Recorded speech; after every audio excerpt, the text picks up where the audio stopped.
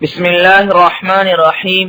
صرف 5 منٹ کا مدرسہ قرآن و حدیث کی روشنی میں 275واں دن 5 شوال المکرم۔ نمبر 1، اسلامی تاریخ۔ حضرت خولہ بنت ثعلبہ رضی اللہ عنہا۔ حضرت خولہ بنت ثعلبہ رضی اللہ عنہا کا تعلق قبیلہ خزرج سے تھا۔ جب حضور صلی اللہ علیہ وسلم مدینہ منورہ تشریف لائے تو وہ پورے خاندان کے ساتھ اسلام میں داخل ہو گئیں اور بیعت کا شرف بھی حاصل کیا۔ ان کے شوہر اوس بن صامت نے سب سے پہلے ان سے اظہار کیا کہ تو مجھ پر میری ماں کی پشت کی طرح ہے۔ اسلام سے پہلے اظہار کے ذریعہ بیوی کو قطعاً حرام سمجھا جاتا تھا، اس لیے حضرت خولہ رضی اللہ عنہا فوراً رسول اللہ صلی اللہ علیہ وسلم کی خدمت میں پہنچی اور اپنے شوہر کا حال بیان کر کے رونے لگی۔ چنانچہ اللہ تعالیٰ نے سورہ مجادلہ نازل فرما کر زہار کا حکم اور کفارہ ادا کرنے کا طریقہ بتایا۔ پھر انہوں نے اپنے شوہر کی طرف سے زہار کا کفارہ ادا کیا۔ غرض اللہ تعالیٰ نے قرآنی آیت نازل کر کے مسلمانوں کو زہار کا صحیح طریقہ بتایا۔ حضرت خولہ رضی اللہ عنہا بڑی شیریں زبان، گفتگو میں مہارت اور وعظ و نصیحت میں بڑی جرأت مند تھی۔ امیر المؤمنین حضرت عمر رضی اللہ عنہ جیسی عظیم شخصیت کو بھی بلا کسی خوف و جھجک کے نصیحت کر دیا کرتی تھی۔ وہ ان کی نصیحت سن کر فرماتے، یہ وہ خاتون ہے جن کی شکایت 7ویں آسمان پر سنی گئی۔ حضرت عمر رضی اللہ عنہ کے دور خلافت میں وفات ہوئی۔ نمبر 2، اللہ کی قدرت، بدن کے جوڑ۔ اللہ تعالیٰ نے ہمارے بدن کو کیسی اچھی ترتیب سے بنایا، اس میں کئی جوڑ بنائے ہیں، اس کی وجہ سے ہم کو کتنی سہولت ہوتی ہے، ہم سارے کام آسانی سے کر لیتے ہیں۔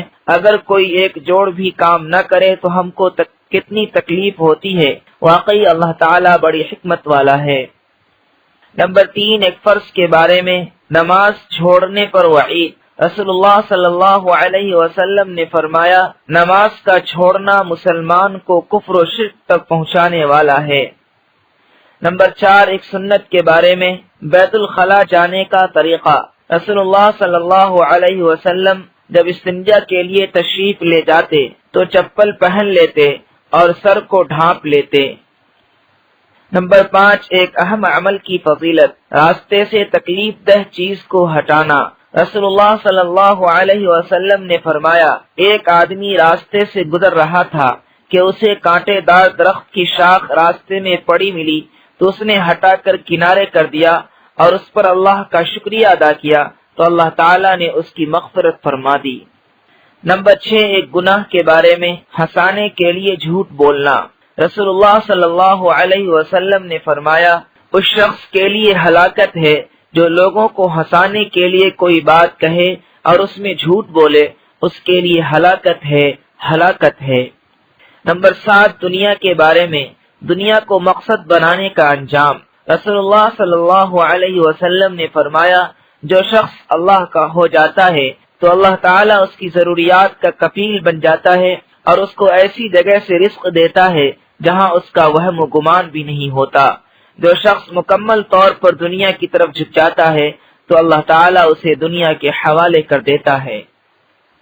نمبر 8، آخرت کے بارے میں، جنت کے زیورات۔ قرآن میں اللہ تعالیٰ فرماتا ہے، جو لوگ ایمان لائے اور نیک اعمال کیے، اللہ تعالیٰ ان کو جنت کے ایسے باغوں میں داخل کریں گے جس کے نیچے نہریں جاری ہوں گی اور ان باغوں میں ان کو سونے کے کنگن اور موتی کے ہار پہنائے جائیں گے اور ان کا لباس خالص ریشم کا ہوگا۔ نمبر 9، طب نبوی سے علاج، بچھو کے زہر کا علاج۔ حضرت علی رضی اللہ تعالی عنہ فرماتے ہیں، ایک رات رسول اللہ صلی اللہ علیہ وسلم نماز پڑھ رہے تھے کہ نماز کے دوران ایک بچھو نے آپ صلی اللہ علیہ وسلم کو ڈنک مار دیا۔ رسول اللہ صلی اللہ علیہ وسلم نے اس کو مار ڈالا۔ جب نماز سے فارغ ہوئے تو فرمایا، اللہ بچھو پر لعنت کرے، یہ نہ نمازی کو چھوڑتا ہے اور نہ غیر نمازی کو۔ پھر پانی اور نمک منگوا کر ایک برتن میں ڈالا اور جس انگلی پر بچھو نے ڈنک مارا تھا اس پر پانی ڈالتے اور ملتے رہے اور سورہ فلق و سورہ ناس پڑھ کر اس جگہ پر دم کرتے رہے۔ نمبر 10، قرآن کی نصیحت۔ قرآن میں اللہ تعالیٰ فرماتا ہے، اے ایمان والو، اللہ تعالیٰ کے لیے سچائی پر قائم رہنے والے اور انصاف کے ساتھ شہادت دینے والے بن جاؤ۔